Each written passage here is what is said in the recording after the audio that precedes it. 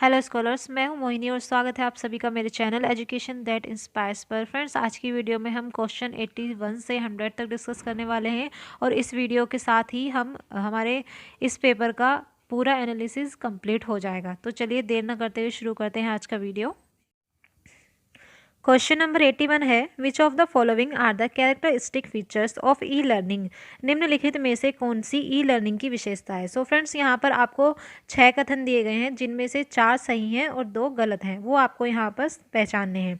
सबसे पहला कथन देखते हैं, व्यक्तिगत उपलब्धि को आत्मसात करने के लिए शिक्षार्थियों को सशक्त बनाना। क्या ये ई लर्निंग का उद्देश्य है? जी हाँ, बिल्कुल, ये ई लर्निंग का एक उद्देश्य है। इसके अलावा बी ऑप्शन देखिए, स्व आरंभिक शिक्षा को बढ़ावा देना, ये भी ई लर्निंग का ही एक उद्देश्य है। इसके बाद आता है डी, ज्ञान प्राप्त करने के अनेक चैनल प्रदान करना। After that last is F, उच्च स्तर के कवरेज के साथ सामग्री को नियमित रूप से वितरित करने के लिए शिक्षक की सहायता करना। सो फ्रेंड्स, ये चारों आपके आंसर हैं। तो यहाँ पर आपका आंसर होगा fourth, A B D and F. Fourth is the right answer. Next देखते हैं, क्वेश्चन नंबर 82 है, Which of the following statement explains the immediate concern with reference to the modern scenario? निम्नलिखित में से कौन सा कथन आधुनिक परिदृश्य के संदर्भ में तत्काल चिंता की व्याख्या करता है। सो फ्रेंड्स, यहाँ पर आपका राइट आंसर होगा फर्स्ट, वैश्विक स्तर पर पाठ्यक्रम सामग्री का मूल्यांकन करना। न सिर्फ राज्य के स्तर पर, न सिर्फ देश के स्तर पर, बल्कि किस स्तर पर? पूरे विश्व के स्तर पर, वैश्विक स्तर पर पाठ्यक्रम सामग्री का मूल्यांकन करना। नेक्स्ट क्वेश्चन है क्वेश्चन नंबर 83। यहाँ पर एक side models of instructional design दिए गए हैं और दूसरी साइड उनकी एक्सप्लेनेशन दी गई है। तो पहला मॉडल देख लेते हैं। फ्रेंड्स, फर्स्ट मॉडल यहाँ पर दिया गया है ADDIE मॉडल। इस मॉडल का प्रयोग विभिन्न प्रकार के कोर्सेज को डेवलप करने में किया जाता है और इसकी फुल फॉर्म भी आपको याद रखनी है।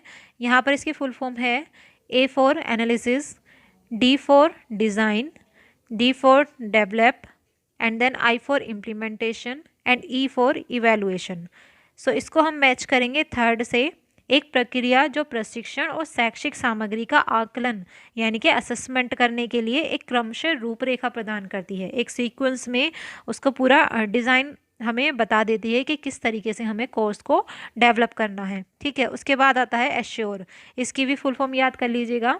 इसमें 6 स्टेप होते हैं। ठीक है, और जो फर्स्ट मॉडल हमने देखा उसमें सिर्फ 5 स्टेप होते हैं, ये ध्यान रखिएगा। यहाँ पर इसकी फुल फॉर्म होगी A फॉर एनालिसिस लर्नर, यानी कि अपने जो अधिगम करता है उनका विश्लेषण करना। उसके बाद आता है S फॉर स्टेट ऑब्जेक्टिव्स, यानी कि उद्देश्य निर्धारित करना। After that S for select methods, media and materials, methods, media और मटेरियल्स को सिलेक्ट करना। उसके बाद U for utilize methods, media and materials, उनका उपयोग करना, उन्हें यूज़ में लाना, यूटिलाइज करना। उसके बाद आता है R for require learner participation, जो अधिगम करता है उनका प्रतिभागी होना भी ज़रूरी है इस चीज़ में। After that E for evaluation and revise, यानी कि मूल्यांकन करना उसका। तो इसको हम मैच करेंगे फ्रेंड्स सेकंड से। यहाँ पर इसका सेकंड आएगा, सामान्य संसाधनों का उपयोग करने के बजाय प्रत्येक शिक्षार्थी की विशिष्ट आवश्यकताओं को पूरा करना। इसका प्रयोग किया जाता है लेसन प्लान बनाने में, इस मॉडल का प्रयोग। ठीक है, तो यहाँ पर लिखा है ना, प्रत्येक शिक्षार्थी की विशिष्ट आवश्यकताओं को पूरा करना, तो ये उसी हिसाब से यहाँ पर लेसन प्लान बनाए जाते हैं। उसके बाद आता है गैगने मॉडल, जिसे हम गैगने की थ्योरी भी कहते हैं। ये एक लर्निंग थ्योरी है और यहाँ पर इसको इंस्ट्रक्शनल मॉडल की तरह सम्मिलित किया गया है। सो इसको हम मैच करेंगे फोर्थ से, मानसिक घटना और सीखने के परिणामों की सूचना प्रसंस्करण पर बल। फ्रेंड्स, इसमें 9 स्टेप्स होते हैं, या फिर यूँ कहें कि गैगने ने 9 प्रकार के अधिगम बताए हैं, उसी को यहाँ पर एज अ इंस्ट्रक्शन मॉडल आपको दर्शाया गया है।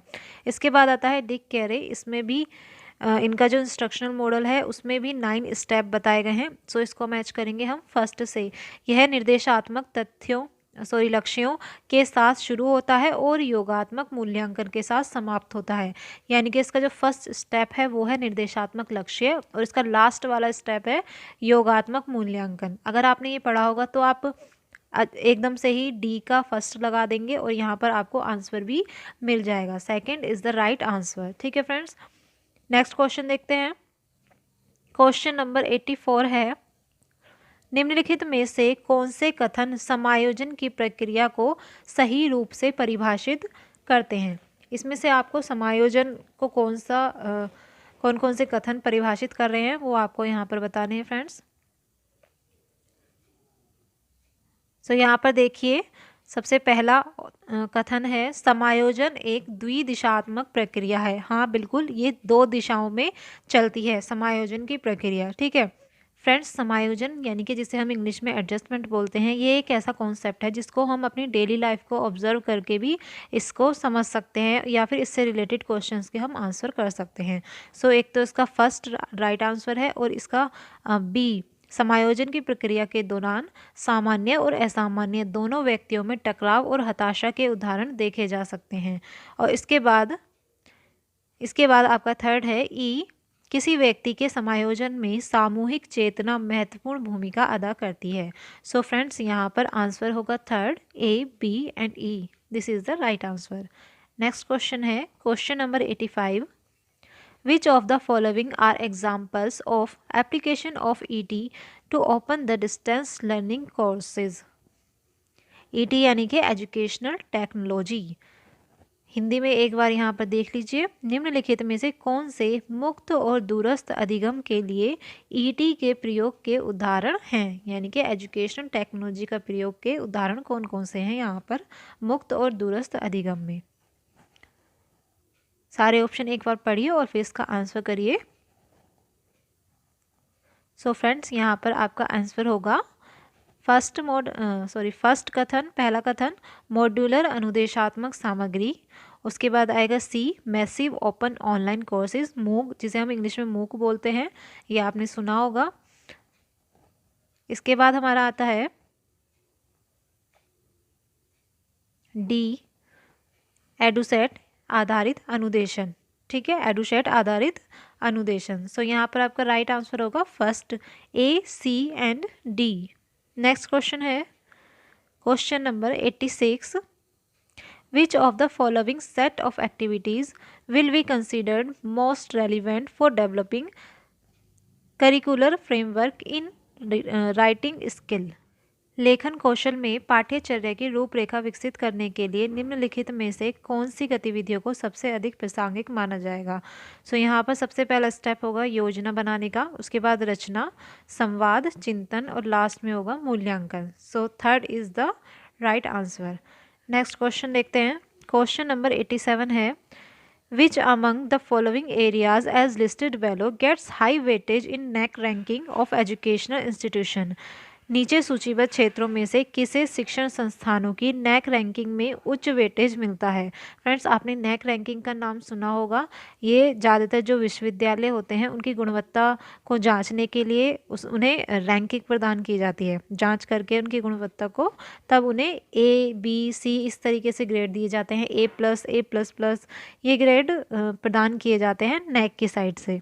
ठीक है, तो इसे नैक रेटिंग कहते हैं या नैक ग्रेडिंग के बोलते हैं। इसमें कुछ पैमाने होते हैं जिनके आधार पर विश्वविद्यालयों की गुणवत्ता को मापा जाता है। सो यहाँ पर पूछा गया है कि सबसे ज़्यादा हाई वेटेज कौन से पैमाने को दिया जाता है। वो दिया जाता है आपका फर्स्ट, पाठ्यक्रम को। ठीक है, करिकुलम को सबसे ज़्यादा वेटेज उसमें दिया जाता है। नेक्स्ट क्वेश्चन है question number 88, What is the distinctive feature of case study research?